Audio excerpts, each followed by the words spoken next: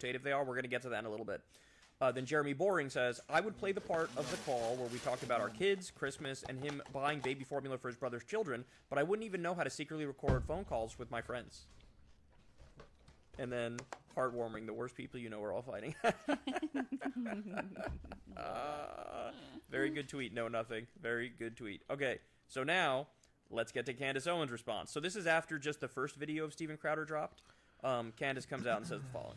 Nothing happened here other than nobody wanted to pay Steven Crowder $120 million. So he turned to his viewers who he thinks are stupid enough at least not to understand how business negotiations work, right? Like, this is like normal, you kick it back and forth, and they were going to make up for his loss. So people that are upset by his video, the millions of people who watched it, are now going to give him $1, whatever it costs to be in the Mug Club, and they're going to become the $120 million that he feels that he deserves. Now, I think she slightly misses it. That's not the plan. The real plan is I'm going to launch a competitor to the Daily Wire. Mm-hmm. That's the plan. Right. It's not I'm going to raise just through small dollar donations. Here we go, my baby. audience right, to Mug Club. Collecting all these send me your email so we can exactly. Yeah, right. And then he says he literally says oh, if you're an up and coming conservative commentator, reach out to me. You want to be an independent contractor? Well, you'll be an independent contractor. You want to be an employee? We'll work something out. You'll be an employee. So she misses it a little bit, but I'm not surprised because it's Candace Owens. I'm surprised she got even in the ballpark of what the reality is. I'm fucking up. I'm going to say this, unrelatable. Unrelatable. People are trying to pay for bacon and eggs right now at the grocery store. Oh, he got that. He got that. And you're over here crying because somebody couldn't meet you at $120 million. And it is crying. I'm pissed, I don't like it. I'm pissed. So the claim they're making, and this is the first I heard this, Crystal, is that Steven Crowder was mad because he counteroffered with $120 million, and they basically laughed him out of the room. That's what she's saying. Right. Now, granted, it's Candace Owens, so again, we don't know if it's accurate, right? Right. But this is going to be embarrassing. With what Matt Walsh was saying too, the negotiations ended amicably. Amicably, right? Yeah. So yeah, we can't meet you at $120 million. Well, bro, what are you, Michael Jordan in his prime? What are you talking about? $120 million DZAX? What are you talking about? That's more money than the top golfers in the world are getting to suck off the sun. No, I'm an idiot. Yeah, I'm still blown away by $50 million. It's fucking ridiculous. Look at the amount of money on our side, guys. Is nowhere near this. That is crazy. First of all, there's not even big companies bunch that of offer big brokies. contracts, right? Everything's grassroots, bottom up. And no, it's over. It's over. This guy's scoring again. This guy's scoring again. Fucking God, bro. Don't even do that. So it's all you have is the small dollar donations. Yes. And he's whining over $50 million. Are you kidding me? Nobody in a million years would offer me $50 million. Oh my God. Hilarious. A bitch move. There are plenty of things that happen across all organizations in the conservative movement where I will say, no, I empathize. God, I'm eating with Steven dick Crowder right now. and saying that sometimes you feel like a cynic, which is is everybody selling out? Are people doing this? People doing that? There are a lot of things that Daily Wire has done that I disagree with. There's a lot of things that Turning Point has done that I disagree with. I'm trash. I'm there trash. are things perhaps that PragerU has done that I disagree with. I have worked with all of these companies, right? But to do a total bitch move and go out to the public rather than trying to resolve these things and these slight differences behind the scenes. Crowder's a You're the bitch. hero and you're the true one and you keep it authentic when really nothing happened other than you didn't like an initial term sheet. And all you had to do was he tell looks them like a that, and tell them that dumbass. you didn't like and go back and forth with lawyers like everybody else. Yes. I think it's crappy. I think she's actually 100% right on that point. She is. It was a setup from him. Stupid He's for virtue no. signaling I'm the most pure. No! Fuck, it's over. It's over. That is what happened. There's no doubt about it. Even Dude, I was certain a second provisions away. Man, that's kind of exploitative. That's not cool. You could have just counteroffered and said drop those provisions, right? And saw what happened. He's a big name. They were gonna work with him. You know? Well, especially the thing that really persuaded me that it was a setup was actually Crowder's video. Jesus, I just have to get one. And they'll know. They'll know. That's the giveaway. Yeah, well, it's not just that he recorded the conversation, but just the way that he interacts on that conversation. Right. It seems really clear. He's talking to an audience, right? Exactly. Yeah, he's of course. this is so exploitative. How could you do this? A guy who has never once in his life ever cared about exploitative contracts before. Dude, this guy's fucking is oh, bro, playing with me right now. I'm all about labor rights. Right. I, Steven Crowder, am all about labor rights. This isn't about me. This is about the young creator who comes next. No, it's about the young creator who you want to hoodwink into joining your network, who you're going to shake down in a different way. Right. I think Steven is a little egocentric. He probably will do better on his own. I don't think he knows how to play on a team. And by the way, the last thing I'm going to say, because I'm going on Tim Pool's, so I'm going to say it anyways later, is that I'm pretty sure, wasn't it Steven Crowder, who also screwed over somebody he used to work with? Was it not Gay Jared because he had him tied up in a contract? Wasn't that Steven Crowder who did that? So is he supposed to be the moral high bar? Or are we not supposed to call him out for that? Here's the spilling the tea, Crystal. So in Nah. other words, you want to talk about bro. exploitative contract? You made your ex-co-host or whatever sign an NDA. I just love that these people are pretending to care about any of this. I know, yeah, I know. It's really wonderful. And by the way, allow me to say, this is not Gay Jared guy. If fucking there's whore. one thing I know about him now, after hearing his name, he's gay. That's not even a joke. If you call yourself not Yes! Gay Jared, you're gay. It's like, No, I don't no. like sucking dicks, Bob. All right, I won. Bob, you probably suck a lot of won. dicks, bro. Listen, Bob, no judgment. It's fine. Ska! Like, be comfortable. Yeah, just don't call yourself no sucking dicks, Bob. Steven, why don't you release not Gay Jared from his NDA and allow him to talk about how he felt he was treated by you? Because I know that at the Blaze, everyone says that you're actually not that nice. You treat people poorly. Oh, and you bring she's in going so much revenue that full. everybody just has to take it. So I don't like it. It stinks to high heaven, and I'm calling you out on that because I No. think it was crappy that you threw mud on me. Did it the first time via a tweet along. No, I did it to myself. I did it to myself. Next. By the way, this fuck. is great because she brought up like that tweet you did about me a I'm long trash. time ago. These people are keeping a log in their head, Crystal. Yeah. And it's so funny because I really was under the misimpression that like the right has this sort of default solidarity, and the left are the only people who are like petty and catty and like logging all the minor disagreements and then waiting to explode and blow up on you and go through all them. And what this shows me is, no, of course not. These people are just as human, they're just as petty, and they're just waiting for the opportunity to be like, oh, I'm going to unleash now. So Kat is like, that tweet you said about me like 3.5 years ago, like, bro, I'm going to get you back for that bitch Yeah, move. I'm not going to let you get away with this again. Right, I yeah. wonder what not drag queen George Santos has to say about this. No, Well played. I haven't All ran right, so over now a we charge get to the big thingy. dog, Ben Shapiro. He responds, and let's see what he has to say. I think he was more measured than Candace personally. Yeah, Let's he's more diplomatic. see. Yeah, let's see. Okay, meanwhile, I would just like to take a moment, speaking of big tech and its suppression of free speech, take one moment to comment on a controversy that has broken out because my friend Steven Crowder, been friends with Steven for a long time, like well over a decade. I was his lawyer when he first signed a contract with Fox, and I've been friendly for a very long time. He put out a video essentially accusing David No! of being in league with big tech. He's accusing us of being in league with big tech because of a term sheet, a negotiable term sheet that we submitted to him that offered to pay him $50 million. I'm over 4 trash. years. But I won because I got one. And included provisions that said that Don't if listen he to got that. booted from arenas that would lose him ad dollars, since we would also lose the ad dollars, then he would lose money as well. This is typically how. So again, that's a really good point. He's saying, look, if you're getting kicked off of YouTube and YouTube brings in X amount of revenue for you, then we also lose X amount of revenue. So we will guarantee you a certain amount of money, but that amount of money will be reduced a little bit if you lose a giant revenue source. Yeah, whereas if you're independent and you lose 50% of your revenue, you just lose 50% of your revenue. Correct. That's You it. don't lose only 25% of your fee. Which, by the way, do the math on that. If you got $50 million and they take 25% off of that, you still got a shitload of millions of dollars left, right? Yes, correct. Contracts work. If his show were to start losing money, this is true of my show. If my show loses money and it loses the Daily Wire money, I lose money. And so if Steven had come to work at Daily Wire Plus, it would have been precisely the same thing. Right? That if he had lost money in the ad space and his show had lost money, then he also would have lost money because that's how a joint venture works. Steven interpreted that as somehow misinterpreted. I'll give it the best possible gloss. He somehow misinterpreted that as us attempting to quote unquote Yes. do the work of YouTube. No. If you want more on that, then you should check out my friend and co-founder Jeremy Boring's 55-minute video going through every single word of the term sheet that Steven selectively read No. on his own. No.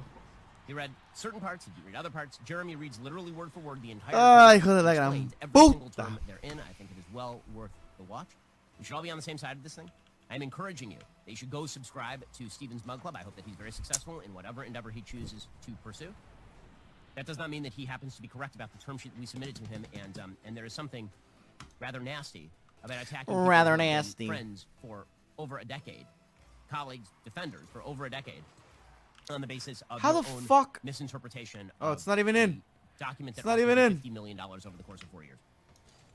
So very diplomatic, fair, I think, fair commentary. Yeah. That one I We get to lost all those because of reactions my when attitude. Steven Crowder All comes out. right. The second video, this was the final nail in the coffin. That of course I this didn't was a setup. persevere. Yeah. So let's watch. I'm asking, would you walk away? What would it take for you to walk away No. from $50 million? Because it's true. Okay, all right. See, now, Crystal, now's the time for the devastating point, right? On the one hand, he says, oh my god, the contract is exploitative. It's so No. bad. How can this stand? And then in the next breath, he's like, I'm so brave for walking away from this amazing contract. I'm so principled.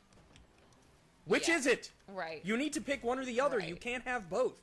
Yeah, well, he kind of flipped too from like, this was unfair to me in this like contract was so exploitative to me to like, oh, for What? me, I'm fine. I'm just looking. I didn't even out know that for was a future thing. Creators and I took a stand for them and walked away from this amazing $50 million contract on behalf of the movement and to save Right. the country. Honestly, Yeah, I exactly. actually So, Steven, completely forgot what goal I'm There's a supposed to score contradiction at. there, you dippy. Like you have to pick one of those two arguments. God, people like this drive me crazy. They just throw logic out the window because he's doing this like coordinated hit job, you know? Exactly what I did. Exactly what I'm doing. And so Fuck, long as fuck, these fuckity, contracts fuck, out fuck, there fuck, include fuck. enforcement of big tech, of punishing conservative creators on behalf of the people we claim to fight and the people who have long wonder- since demonetized us and can't stand me, and part of me doesn't blame them. Yes. As long as these Fucking walk contracts that one include in. Not even for me, but the next person. I wouldn't take $1 billion. And certainly not if you understand in context, when behind closed doors, I know, and these I people was know, fucked. and acknowledge exactly what's being done to the next Ooh. generation of creators. Spam in the chat. Talent, young talent, they don't get deals like this. So they don't get deals that They can be wage slaves for a little bit, come over and make a salary and grow their brand. you then own. Well, I own parts of it. I don't own it. They can, when their contract's up, they can still go out and they'll still be famous. They can keep doing their shows, so go do a show somewhere else. They'll be in a far, far, far better place. You help to make them. No, not long as this contract. This contract owns it in perpetuity even after the contract. You're God paying a damn. lease but getting ownership. That's what this contract is. On the content that we paid to produce, yes. Okay, so of course the part that he's hyping up is they'll be wage slaves for a little bit. Yeah. To which I say, well, Steven Crowder, welcome to leftism. If you hear, this is like a run-of-the-mill, right? We're talking about a contract here between an employer and an employee. And he reads it, standard contract. And he's like, well, this is wage slavery. And the guy who's offering the contract is like, yeah, you got to be a wage slave for a little bit. And it's like, if you have an issue with this, you are not a capitalist. Right. Because this is capitalism 101. Yes, this is a point. Literally, the Republican Party in the 1800s argued that Come on, baby! wage slavery is just as bad as chattel slavery. They thought you need to be able to work on your own and do your own thing. Because if you're working for somebody else, renting your labor on the marketplace, that is a form of slavery. That is wage slavery. That is just as bad as chattel slavery. That was the official position of the Republican Party in the 1800s. And then now, of course, they take the opposite perspective. Everything about capitalism is awesome. There's no, misalignment of power. There's no, hey, one party negotiating has a lot of power, the other one has no powers. This is kind of like, coercive by its very nature. But now, in this one particular instance, all of a sudden, he's like, hey, man, this is bad. It's okay. Thanks, man. Yeah, we know capitalism sucks. We appreciate it. Yeah, I think Steven Crowder should form a collective and seize the means of media production here. Right, imagine. So that's the thing. He pretends like, oh, I'm going to launch this media company and the contracts are not going to be exploitative. First of all, I don't believe that. If he actually has an NDA with the guy who used to work for him, clearly he believes in exploitative practices. Second of all, oh, you really want to set up an ethical business model? Okay, start your, conservative media co-op with people who come in, right? Yeah. You give everybody an equal stake in the business? Is that what you're going to do? He can consult with Professor Richard Wolff on how to institute democracy at work, make sure they have labor union at least. I didn't know there was a thing. Ownership stake at best. I'm sure that's what he's got planned here. Yeah, no, exactly. So I'll leave you with this one because this is just the most funny part to me. Ready? So it's from Noah Bloom. He says, in his video, Steven Crowder insists that this is a slave contract. There's no need to be enslaved like this. Then the Daily Wire released this. I'm fucking slave up. contract I'm fucking worth up. $50 million. Oh, I'm an over 4 idiot. years, 4 weeks off a year, and Crowder never working Fridays. Not a bad deal. And then you ready for this? This is the best. Tweet from Steven Crowder, or video from Steven Crowder. Delusional Colin Kaepernick compares slavery to $1 million contracts. It's just beautiful. It's beautiful. So Yeah. you know, Steven Crowder's just posturing. I mean, that's all Well, it is. Virtue signaling, trying to compete with Daily Wire. I do think there might be a bigger, like, Republican looming primary split in here as well. Of course, yeah. Which is, you know, the Daily Wire people, Shapiro in particular, lining up with DeSantis. Right. Crowder may be sort of posturing as, like, the Trump wing, Yeah, you know. well, he's kind of hedged his bets, but yeah, I tend to agree that he needs to differentiate himself more from No. the Daily Wire people if he's going to compete with them. Yeah. And so, yeah, there's going to be, he's probably more, like, Ben Shapiro, for all of his flaws, is, like, pro-vaccine, you know? Yes. So Crowder's going to lean into the anti-vax stuff. He's going to lean into the Ben Shapiro, for all of his flaws, he's not a huge election denier. Steven Crowder's going to lean into the election denial stuff. Yes. Like, Ben Shapiro is the slightly higher IQ version of conservatism. And Steven's gonna lean into the I'm the dumbass version, and my version is more popular. Well, and I mean, it does make sense, like zooming out from these particular personalities and these particular dynamics, it does make sense that you would see this splintering and fracturing now because they are headed into a competitive primary where people are going to pick sides. Whereas, you know, for a while you've had everybody kind of united behind Trump.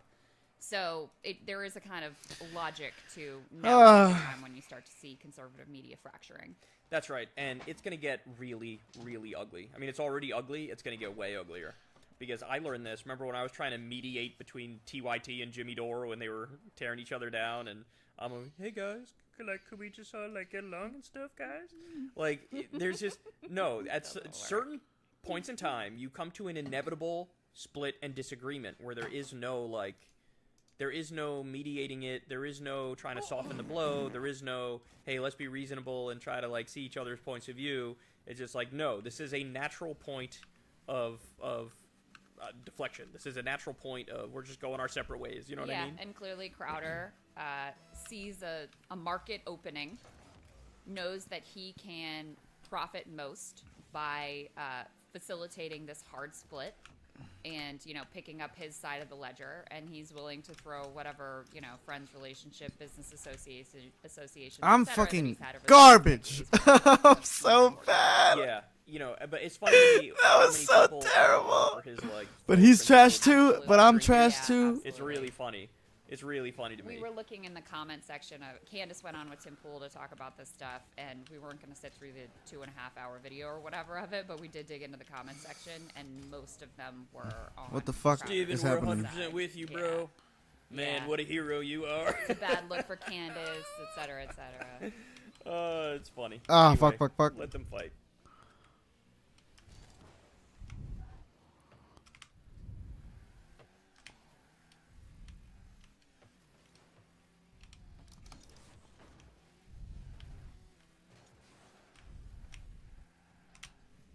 Nope. Fucking idiot.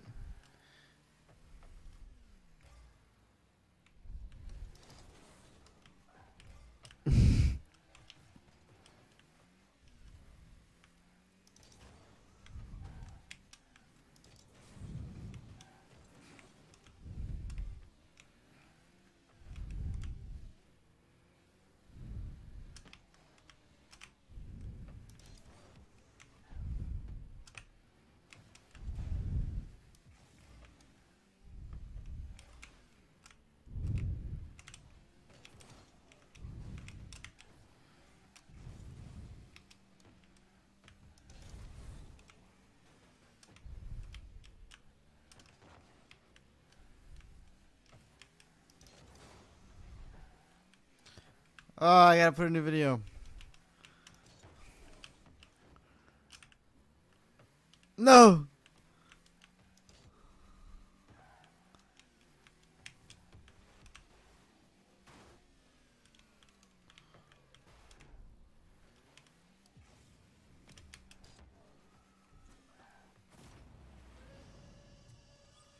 ¡Vamos, hijo de puta!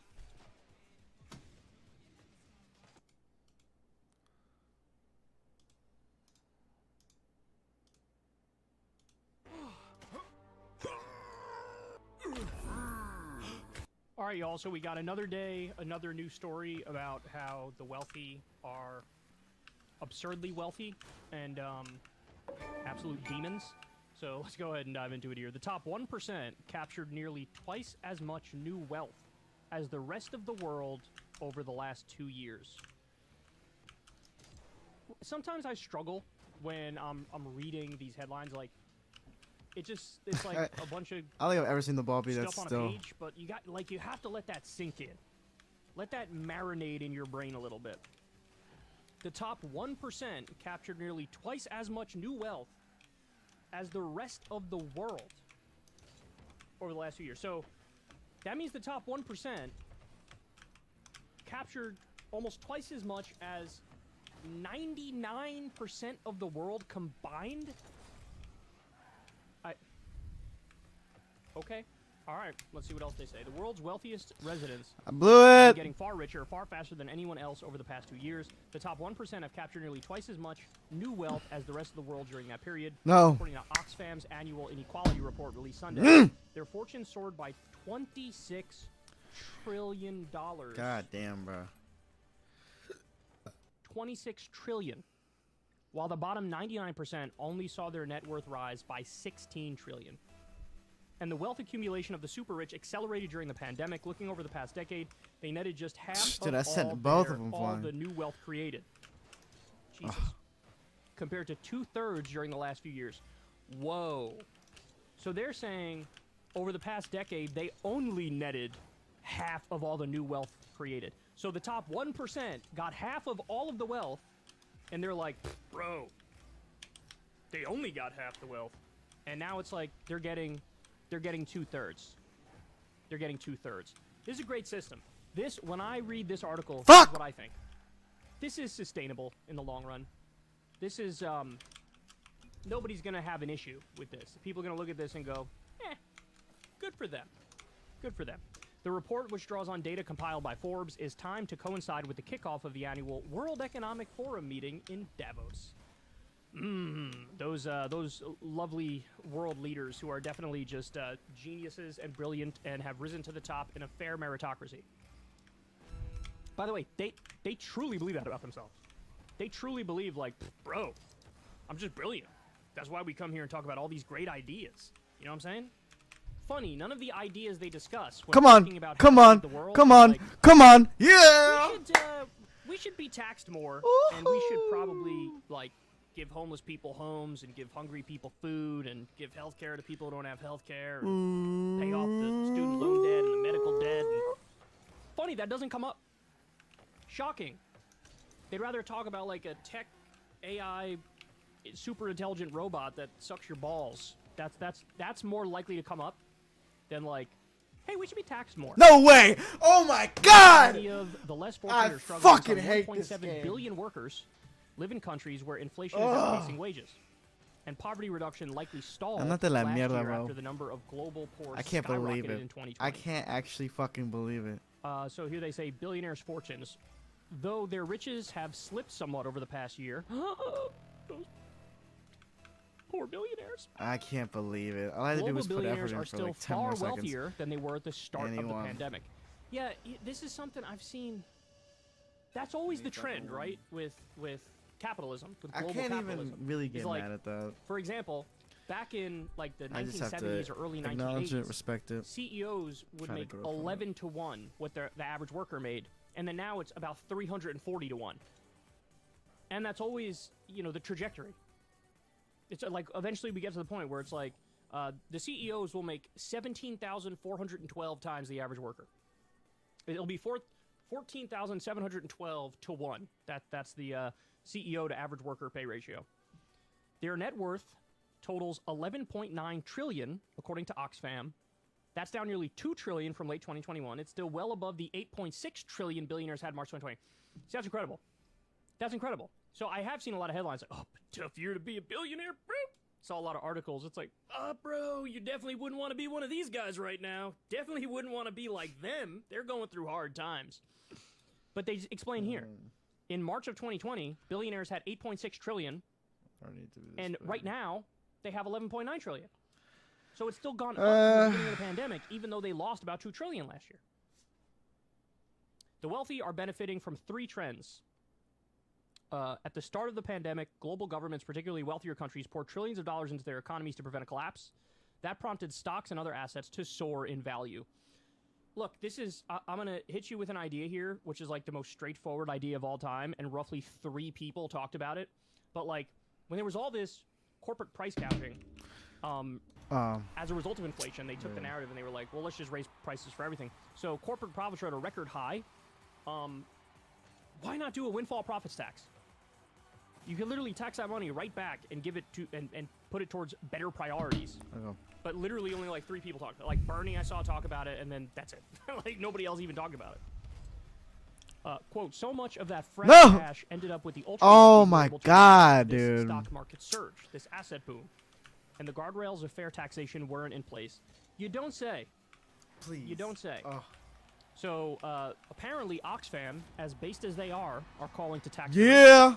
To boy. counter this growing inequality, Oxfam is calling on governments to raise taxes on their wealthiest residents. It proposes introducing a one-time wealth tax and windfall taxes. Hey, look at that! We got the 4th comment on windfall taxes of all time. To end profiteering off global crises, as well as permanently increasing taxes on the richest 1% of residents to at least 60% of their income from labor and capital.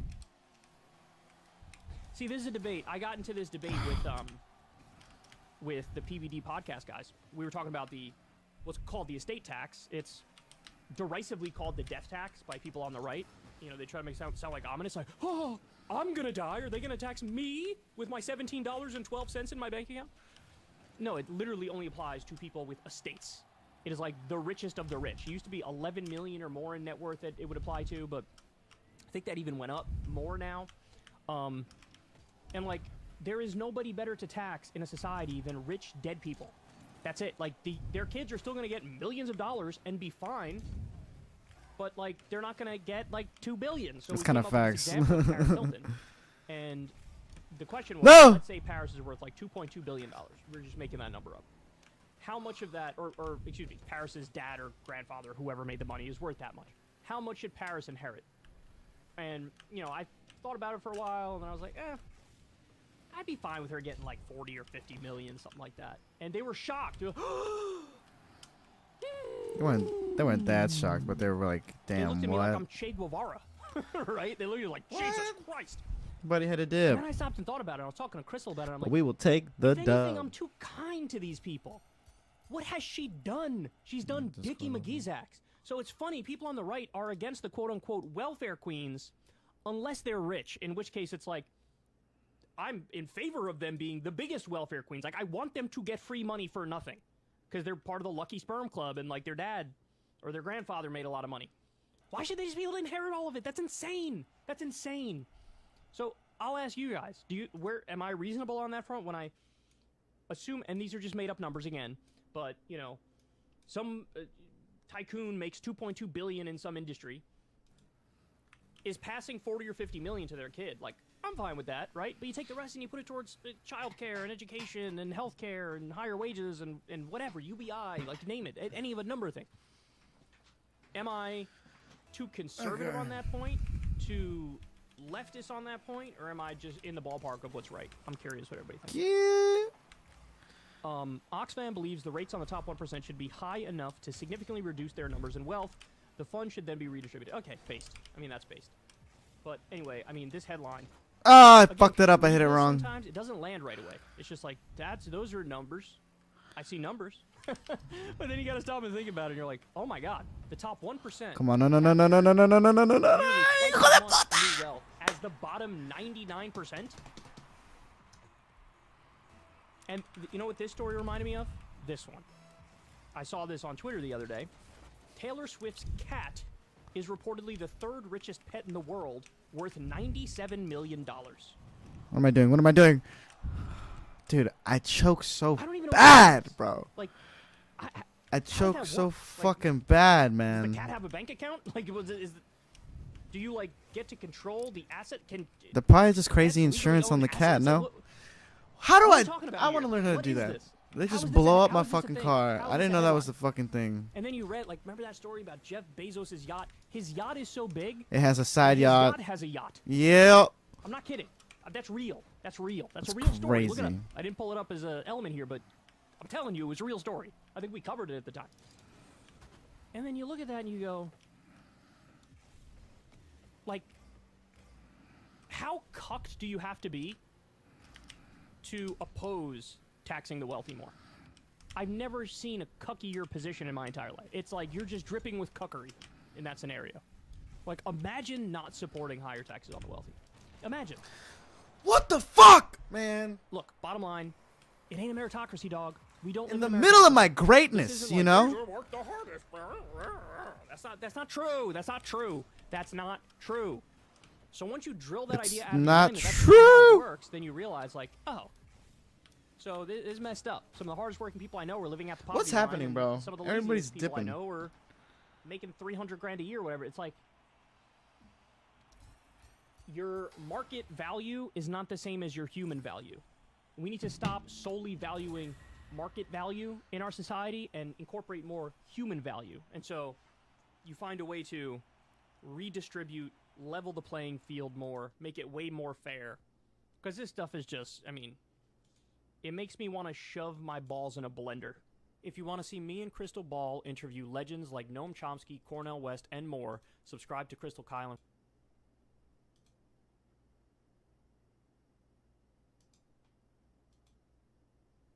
Told them, hey mom, I spent 8 years on this degree, but I hate it and I really want to change jobs. I'm sorry, I know this sounds crazy. All right, guys, what you're about to see is a little teaser clip from Crystal Kylan Friends. If you like the show, if you support us, you can go over to Substack, pay $5 a month. You get a video of the interview and you get it a day early. Everybody else can sign up for free at Substack, and they get the full audio podcast available a day later, usually on Saturdays. We had a phenomenal conversation with a great YouTuber called Lonerbox, and we got into free speech, deplatforming, and all sorts of amazing issues. So if you enjoy this, please consider supporting the show. Love y'all. So we had a little breaking news happen today that I wanted to get your reaction to, Kyle. So you remember the fatal shooting on the set of that film, Rust, where somehow Alec Baldwin ends up with a loaded gun in his hand, live ammunition, when it should have been, you know, a prop gun with no ammo in it whatsoever, and ends up accidentally killing this woman on the set. And there were a lot of how the hell did this happen? Like, this never should have been a real gun. There never should have been live ammo, all this stuff. Well, now, it just came out today, he is actually going to be charged with involuntary manslaughter in that fatal shooting. What was I about to do? The film's armorer, which is the person who is charged with like dealing with the guns on the set and making sure that everything is safe, will also be charged. The assistant director has agreed to plead guilty to negligent use of a deadly weapon. Wait, is that the same charge, involuntary manslaughter, for the person who handles the gear too? Correct. Okay, same for him and Alec Baldwin, you're saying? Correct. Okay. So the film's armor overseeing weapons, Hannah Gutierrez-Reed, will also be charged with involuntary manslaughter, according to a statement from the Santa Fe area district attorney. Those charges are expected to be filed by the end of the month. And then there was the guilty plea on the charge of negligent use of a deadly weapon. Dude, why just isn't some it, of the like, details here. Alec Baldwin's attorney, of course, says Mr. Baldwin had no reason to believe there was a live bullet in the gun or anywhere on the film set. He relied on the professionals with whom he worked to assure him the gun did not have live rounds. We will fight these charges and we will win. Baldwin has claimed that he never pulled the trigger. Baldwin's going to jail. I think people kind of prove that that's pretty not possible. Totally bogus. So that seems bogus. I mean, whether or not he remembers pulling the trigger, he certainly pulled the trigger. I also thought this was an interesting comment from the special prosecutor who was assigned to the case. She said, if any one of these three people, Alec Baldwin, Hannah Gutierrez-Reed, or David Halls, had done their job, Helena Hutchins, that's the woman who was killed, would be alive today. And procedurally, what will happen is once the charges are filed, prosecutors will then present their case before a judge, and then they'll rule whether there's probable cause to move forward with an actual trial. So that's what do you think of this? I want to know what your take before I get into mine, because there's a really interesting philosophical question at the heart of this.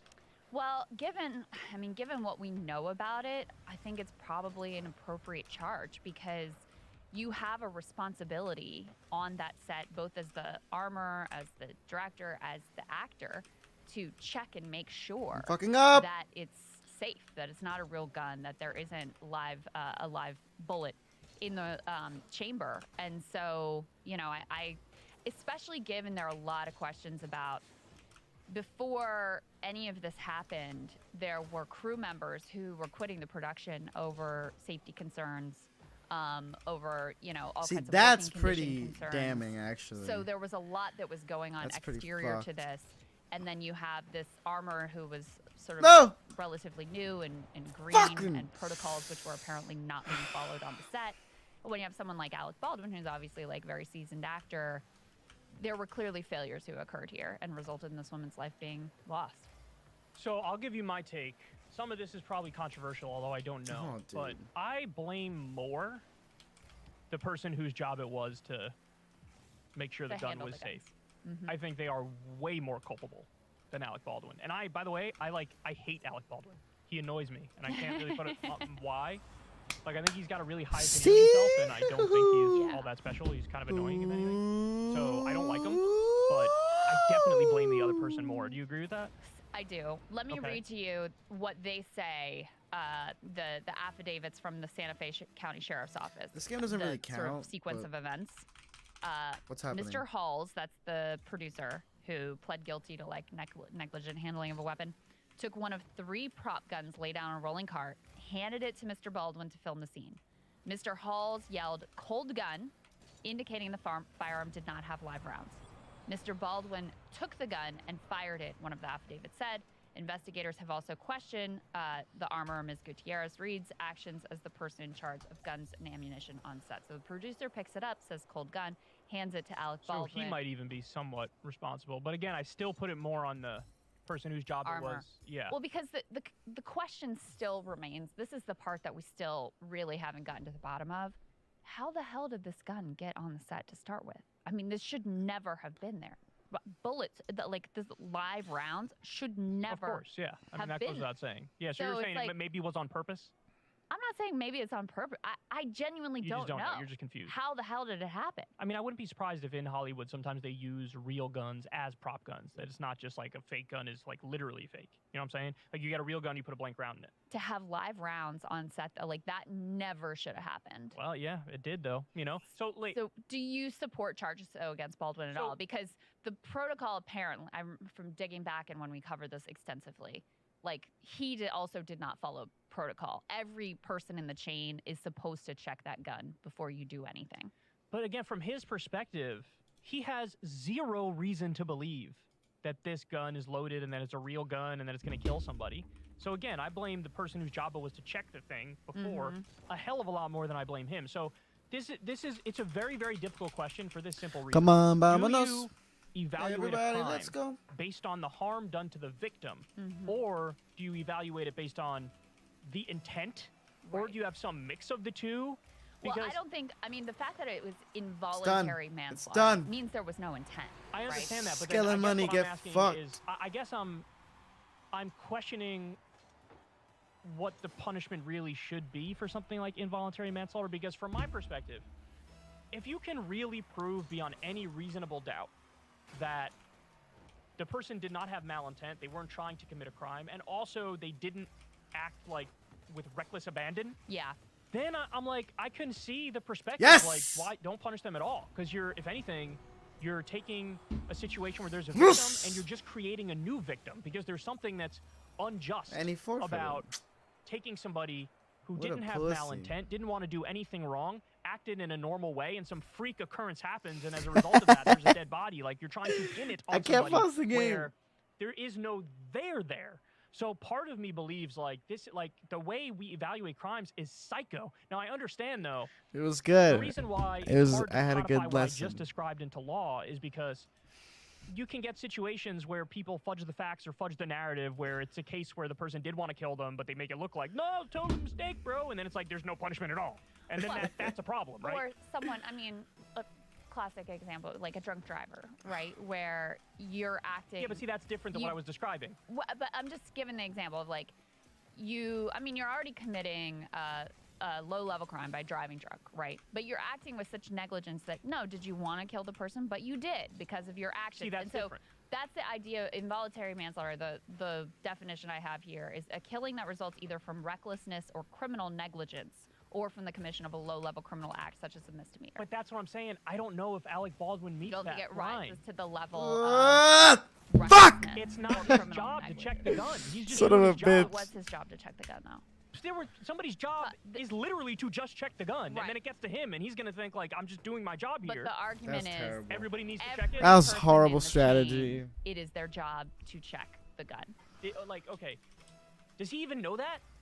Because if I'm an actor and somebody hands me a gun and they're like, cold gun, and it already went through 2 different people before it got to me, and I pull the trigger and I kill somebody, Yeah. I'm immediately being like, are you kidding me? Right. I'm responsible for this? Apparently they supposed to go through like rigorous God, this person's protocol fucking me up. training to, you This know, person's of fucking me up. exactly how this is all supposed to go with This an person's understanding that, fucking yeah, my every life person in the up, chain bro. is supposed to do those checks. Now, I He's have an no expert. idea and no insight into This is like Hollywood my culture to 10th know game. how closely that is typically followed, because that would be the other question is like, okay, if they really are very consistent about this and he just sort of like recklessly blew it off, when normally people really are sticklers for every single person in the chain checks that the gun is safe and it's a cold gun. Wasn't it like a non-union you know, movie too? versus, Like it was if completely fucking. the general being, as we just sort of assume, and we've assumed the armor has got it. Like those sorts of details, I think would matter in terms of the charge. But yeah, I could see if this is genuinely like this is your job. Part of your job is to double check the gun. Every person in the chain is responsible for making sure this is safe, and this happens. Like he's not he has some culpability. Here's why I struggle with that.